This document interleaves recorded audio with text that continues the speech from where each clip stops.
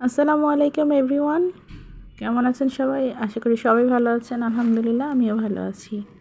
আজ অনেক দিন পর, অনেক দিন বললে ভুল হবে, বেশ অনেক দিন পর আমি আপনাদের সামনে এসেছি। অনেক দিন আমার ভিডিও দেওয়া হয় না, অনেক দিন আমি ভিডিও থেকে অনেক দূরে ছিলাম। আমি ভিডিও তেমন একটা করিনি, কারণ পারিবারিক একটু সমস্যা ছিল, প্লাস সব কিছু মিলিয়ে একটু প্রবলেমে ছিলাম, যার কারণে আমি এটার প্রতি এতটা ফোকাস করিনি।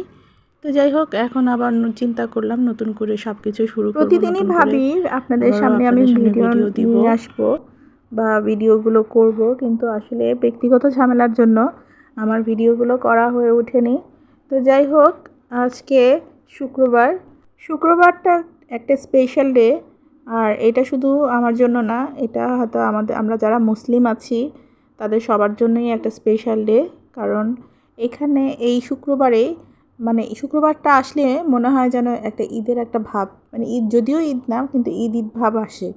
কারণ এই শুক্রবারে দেখা গেছে জুম্মার নামাজ হচ্ছে, তারপর একটু স্পেশাল, সবাই বাসায় থাকে, বিশেষ করে ছুটির দিন হয়, বাসার যে পুরুষ মানুষগুলো তারা বাসায় থাকে, তো একটু অন্যরকম একটা ইমেজ সৃষ্টি হয়, যার কারণে খুবই ভালো লাগে। তো শুক্রবার আসলে খাওয়া দাওয়ার বিষয়টাও একটু ডিফারেন্ট হয়ে যায়, কারণ ওই দিন সবারই একটা এক্সপেকটেশন থাকে ভালো কিছু রান্না হবে, আর সবাই ভালো ভালো কিছু খেতে চায়। বিশেষ করে বাচ্চাদের তো আবদার থাকেই। তো যাই হোক, সবার কথা মাথায় রেখে আমি আজকে একটু তেমন কোনো আহামরি কোনো স্পেশাল কিছু না, জাস্ট অ্যাজ ইউজুয়াল যেগুলো করি আমি সব সময়, সেগুলোই আমি রান্না করেছি। আজকে একটু দেশি মুরগি রান্না করেছি। দেশি মুরগিটি ঠিক বলা যাবে না, কারণ দেশি মুরগি ঢাকাতে একেবারেই পাওয়া যায় না।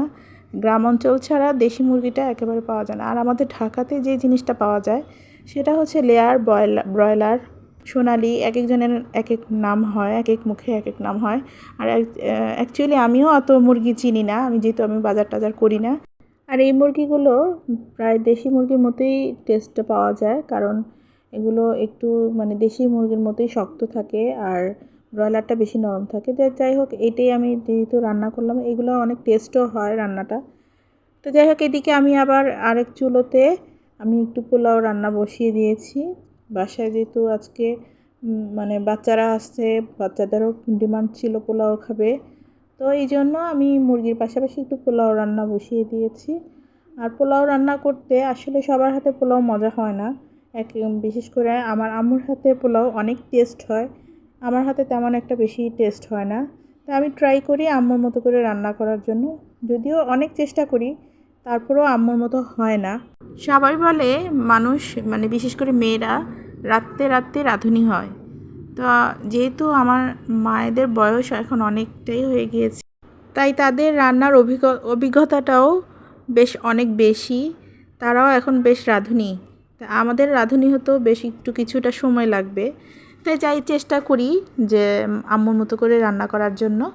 তো যেমনটাই হয়েছে, তো বেশি একেবারেই খারাপ হয়নি। সবাই, বাসার সবাই খেয়ে বলেছে ভালোই হয়েছে, টেস্টটাও ভালো ছিল, খারাপ না। তা আমি আবার এদিকে একটু গাজর কুচি করে রেখেছিলাম যে পোলাওতে দিব। আম্মু প্রায় সময় দেখি যে কোনো সবজি, গাজর হোক, মটরশুঁটি, সিজনাল যখন যেটা দেওয়া যায় সেটাই দেয় পোলাওর মধ্যে। আর খুব ভালোও লাগে, যেহেতু একটু সবজিও খাওয়া হয়ে যায় পোলাওর সাথে। তো এখানে আম্মুর মতো করে সেই দিলাম, সবজিটা দিলাম।